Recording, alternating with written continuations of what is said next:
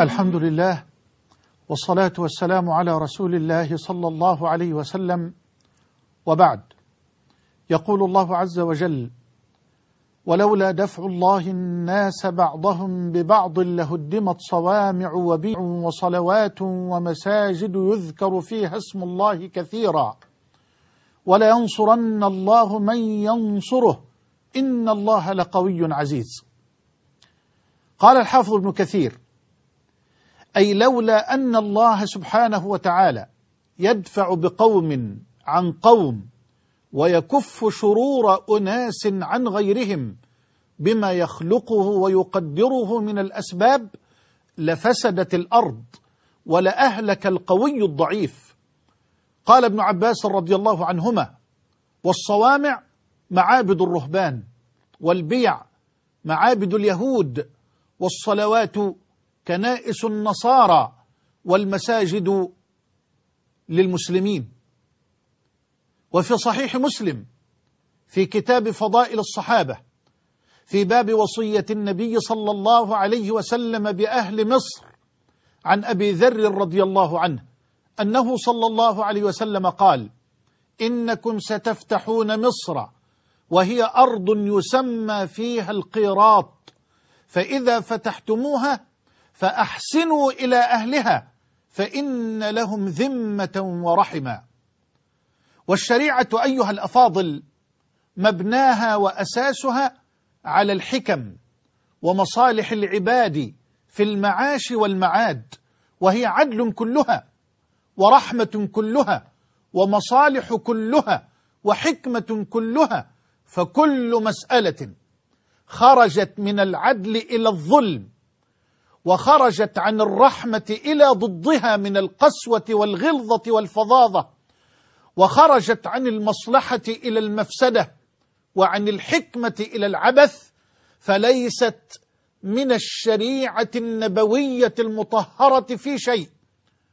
وما وقع في الأسكندرية من تفجيرات آثمة جاهلة سفكت دماء المسلمين والنصارى ومزقت أشلاءهم وطالت أماكن عبادتهم وبثت الرعب والفزع وزعزعت الأمن والاستقرار وحرمت الناس الطمأنينة والهدوء، هذه التفجيرات الغاشمة الظالمة ليست من الإسلام أبدا في شيء.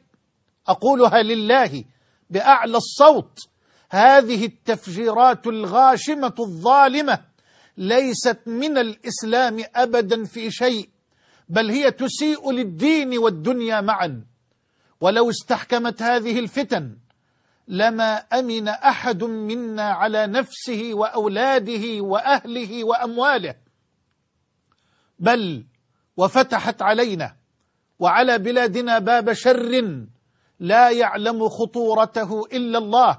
ولذا فأنا أؤكد للجميع أن فقهاء الإسلام قد أجمعوا، وأنا أعي ما أقول، ولذا فأنا أؤكد للجميع أن فقهاء الإسلام قد أجمعوا على أن قتل المسلم والذمي كبيرة من كبائر الذنوب. وقد نص الإمام ابن حزم في مراتب الإجماع على وجوب حماية أهل الذمة وهم رعايا الدول الإسلامية من غير المسلمين. وفي الحديث الصحيح الذي رواه أبو داود وغيره أنه صلى الله عليه وسلم قال: ألا من ظلم معاهدا أو معاهدا، ألا من ظلم معاهدا أو انتقصه، أي انتقصه حقا من حقوقه، أو كلفه فوق طاقته، أو أخذ منه شيئا بغير طيب نفس، فأنا حجيجه يوم القيامة، فمن يقدر أن يقف ليحاجه رسول الله صلى الله عليه وسلم بين يدي الله جل وعلا.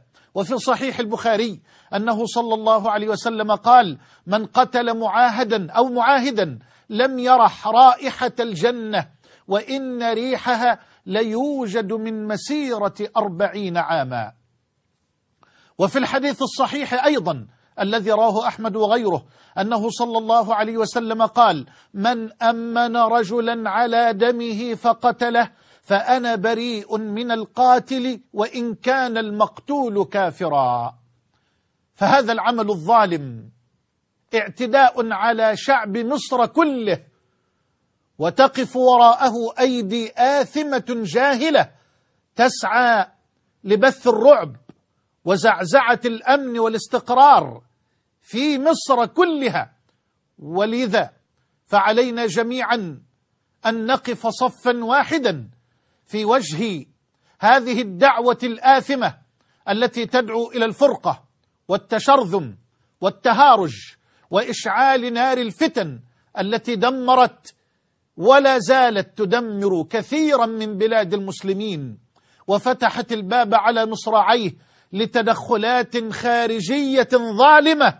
فاحذروا المصائد والحبائل والمكائد، فإن النار بالزندين تورى، وإن الفعل يسبقه الكلام، فإن لم يطفها عقلاء قوم يكون وقودها جثث وهام. ولذا فأنا أخاطب وأناشد العقلاء من المسلمين والنصارى بأن يتعاملوا مع الفتنة بحكمة بالغة ومراعاة تامة لمصلحة بلدنا الحبيب. وأسأل الله سبحانه أن يحفظ مصر من كل مكروه وسوء، وأن يردنا وولاة الأمور إلى الحق ردا جميلا، وأن يعصمنا وبلادنا من الفتن ما ظهر منها وما بطن، إنه ولي ذلك ومولاه. وصلى الله وسلم وبارك على نبينا محمد وعلى آله وأصحابه أجمعين.